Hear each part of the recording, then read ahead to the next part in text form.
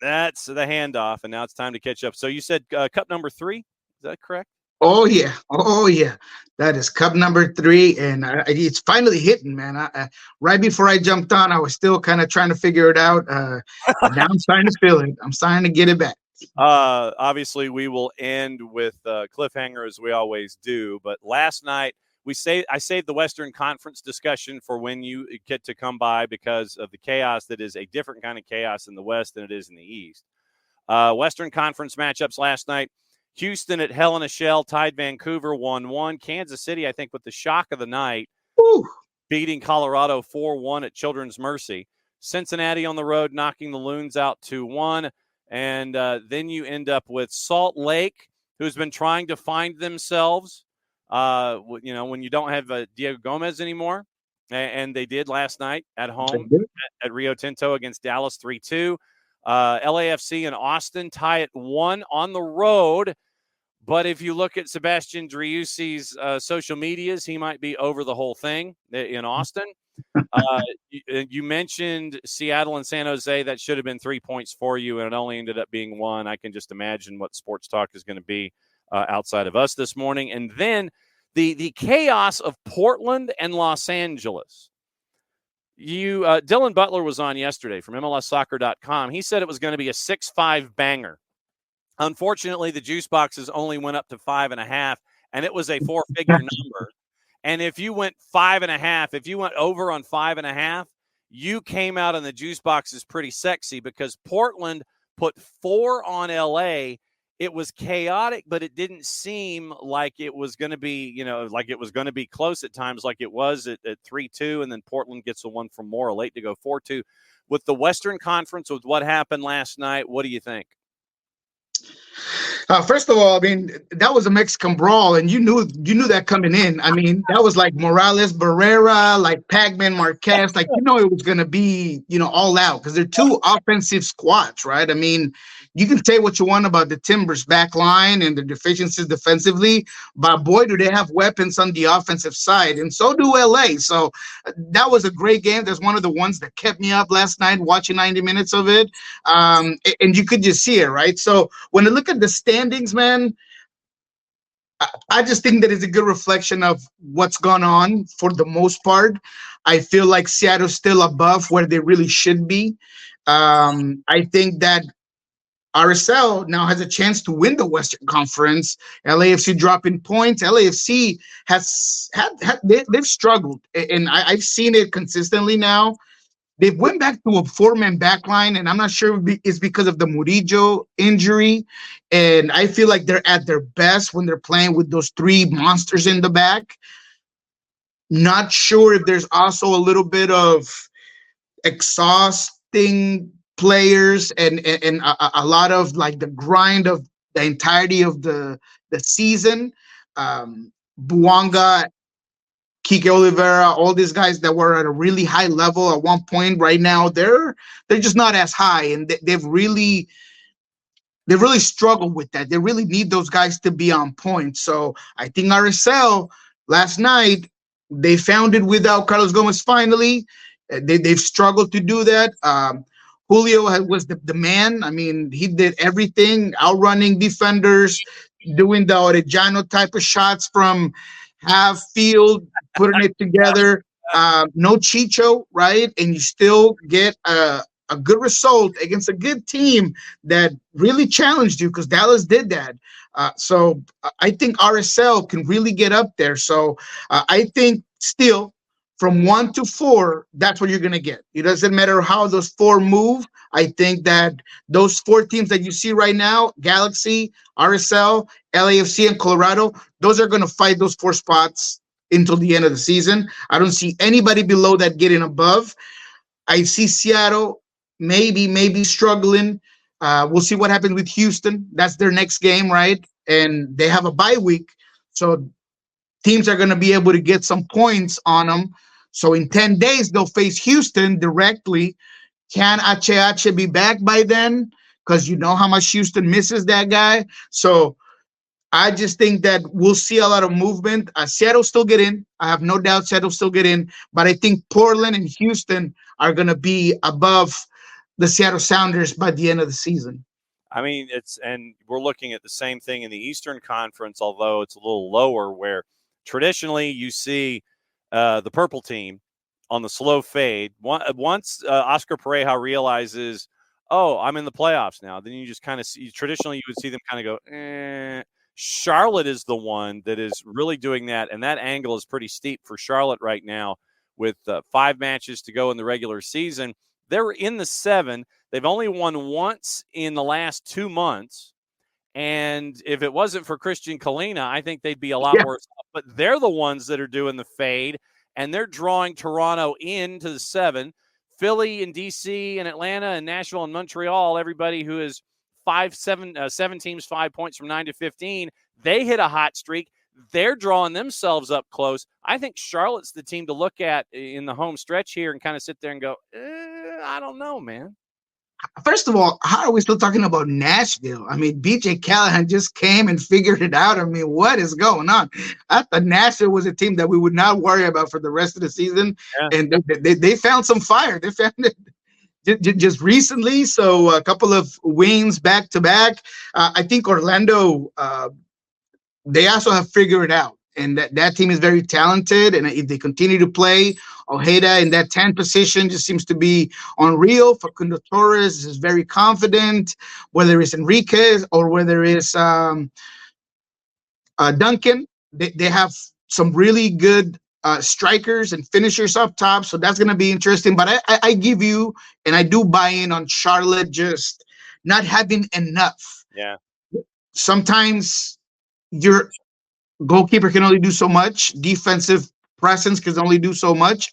And when you can challenge teams and you can get back from at least a 1-0 deficit, it's just very hard to do. And I just don't think they have enough creative players to generate enough to just be able to come back from a game, whether it's a 1-0 deficit, 2-0 deficit, and in MLS, you need that from time to time. So I'll give you that. I still believe in Atlanta. I still think DC United's gonna have something to say. So we'll see. But I do see Charlotte being the team that comes off. Toronto, man, Toronto's not so hard to figure out sometimes because I feel like they have the components to be a tough playoff team, but they got to get there first. And their schedule is not easy necessarily. I like a lot of the talent. I like a lot of the pieces because they end up playing. They finished the season with Miami. They play Red Bulls. Chicago's an easy one. But there's just some games there, Colorado, where things can get complicated for Toronto. But I'm with you. I think Charlotte could be the team that comes off the easiest. And 3 out of 4 in that Toronto mess because remember they only have one less. They got one less match than everybody else. So 3 of those mentioned in the run-in, it's going to be pretty tough. That's right. We were having a philosophical argument on the show this week. Obviously, here people are frustrated about the state of things and, wanting more players in the transfer window, even though you end up with Amador and Miranchuk. You're still looking for that winger. You're still looking for the starting 9. You're looking for a head coach. You're looking for a technical director, GM, whatever you want to call it. And there was frustration here in the market about fans throwing their hands up basically, and it's just like, look, I just don't even go into the playoffs, don't make it in, play the kids, those kinds of things. Are you seeing in the Western Conference, not necessarily in Seattle because Brian's already playing the kids because you mentioned Reed Baker-Whiting and Paul Rothrock getting minutes and things like that.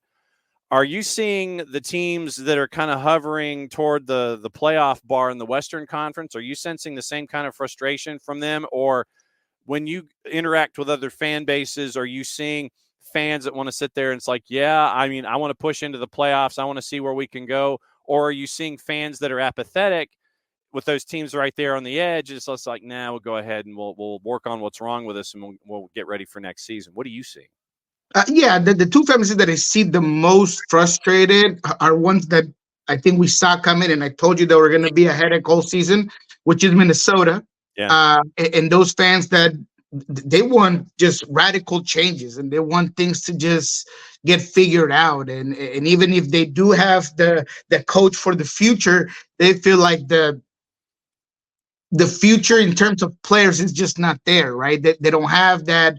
Um, they don't have enough of the new DPs to know where they're going. There are questions about Pookie, and there's questions about the style of play. So those are the fan bases that I feel like maybe are in that. Let's just, if we don't make it, maybe it'll be good for us to just reset, restart it, and get going. In Austin fans as well, they have been fed up for a very long time. You mentioned DeRusi. We go back to Fagundes and the problems that they had with him and how much the fan base loved them. There's many that have been calling for the head coach for a very long time, and they haven't got that. So that could be another team that they would rather perhaps just not make that push at the end of the season, be eliminated, and then that's going to create what everybody's been looking for, which is changes from the top all the way to the bottom. Okay, it's cliffhanger time, and we know what that means. This is where we sit there and look at our buddy Niko's juice boxes and figure out what he wants to do with them, in addition to his cups of coffee, and all weekend long. And we get an early start, and it's an intriguing one on Saturday. Messi and friends on the road to Yankee Stadium to take on NYC. It's a 2:00 start in Yankee Stadium in the Bronx. Slight underdog, Messi and friends, after what happened last night. NYC's favored at a plus 147. I'm just going to run through games, and you just start talking about them when you want to talk about something. Yeah, what are the numbers on Inter Miami again? Plus 160. They are the road dog. See, that's a tough one, simply because New York City FC gets blown out, but Inter Miami got pushed to the limit by Atlanta, and they have so many injuries, specifically in that back line. Ian Frey seems like he cannot go anymore. Christoph came off because he was done. I don't know if it was a cramp or he pulled something. Wujad at some point was on the ground holding his knee. I mean, there's a lot of components there where, maybe New York City FC does have a little bit of that edge. What are the goals on that? Maybe I'm more interested on the goals. Okay, so let's check the goals on it and see where we are currently. Let's see, the over-under. Seriously, yeah, man, last night, the over-under at 5.5 for Portland and LAG was like plus 2,000. I mean, it was sick. It doesn't change until 3. 2.5 is 150, minus 154. 3 is a plus side at 106. 3.5 is a plus 160. So if you want to say 2-1, you could get that at a plus 106. If you want to go higher, then you're looking 3.5 at plus 160. Yeah, I'll probably go 3.5. Okay. 3.5 I feel comfortable with. I think that could be a minimum for that game. In Miami, regardless of what's going on in the back end, you can tell and you can see how they were able to expose Atlanta a couple of times yesterday, but they were also exposed at times. I mean, if it's not because Mosquera cannot finish in front of goal, Atlanta probably wins that game 3-2. I mean, that breakaway Mosquera had on that right side, I mean, yes, obviously credit to the goalkeeper, but you should finish that. So I think this one could be 3.5 at the very least. I'll take that. All right, Charlotte on the minus side hosting the Revs at minus 147. CF Montreal plus 119 hosting Chicago Fire to plus 206. Crew and the purple team, 7:30, so 7:40 start. Crew a minus 133. Purple team a plus 321. Your draw is a plus 303. Wow. Wow. Man, I don't know if I have the guts to take Orlando against Columbus, but that is tempting, very tempting for sure. What are the goals on that one? See, when you weren't going to pick a side, I'm sitting there thinking, okay, he's looking at a number. He is absolutely looking at a number. Yeah. All right, so goals, we'll start at 2.5. 2.5 a minus 175. 3 is a minus 109. 3.5 is a plus. 3.5 is a plus 141. Ugh, geez, man. So what's 4? Does it go that high? 4.5? 4.5 is plus 323. Ugh, no, no, no, no. There's a reason why that's so high. Yeah, yeah. If I had to take on that, I probably do the 3.5 maybe. Okay. But yeah, that's a tough one. I think I would love to take Orlando City, but they are so hard to figure out. And although they have looked a lot better, Columbus is Columbus, and I'm not betting against Columbus. All right, so I'm going to save Red Bulls and Atlanta United and Seattle and what you're up to. What you're off, aren't you? You don't have a. Yeah, we're off. Yeah, Yeah, so, we got a bye week. Okay, so I'll save Red Bulls in Atlanta for last. Copa Tejas, Houston favored on the road at Q2 at a plus 150, taking on Austin FC. FC Dallas, a dog at home, taking on LAFC, who's probably going to come in mad at a plus 114. FC Dallas, a plus 209. Nashville, a big home dog against FC Cincinnati. No real surprise at a plus 189. FC Cincinnati's a plus 137. Sporting on the minus side, minus 106, hosting the Loons at a plus 248. Rapids, minus 135, hosting Toronto at plus 322. RSL, minus 127, Portland a plus 278. Galaxy, minus 118, hosting Vancouver at plus 273. And San Jose in all caps. Juice Boxers were like, put a blanket over that one. Within the margin of error, in and around plus 150. Sunday game, Philly and DC. Philly is minus 118. DC coming to town at a plus 266. What sticks in your head? That Real Salt Lake Portland, man. I don't know why he's calling my name.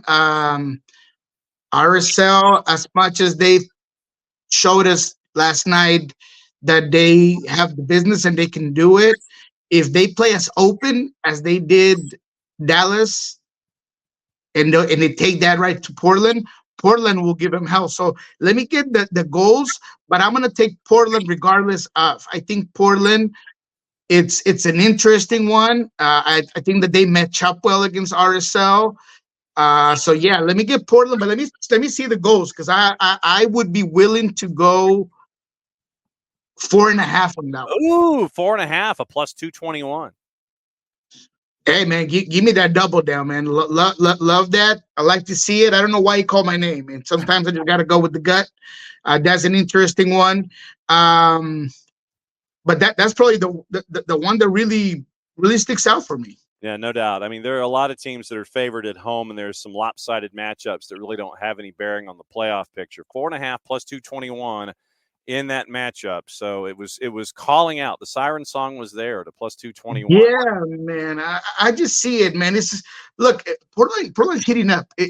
Going into the playoffs, I think that it could be a real dark horse. If you're not thinking that Portland is a team that is going to give you problems, they're going to end up getting you out of the playoffs.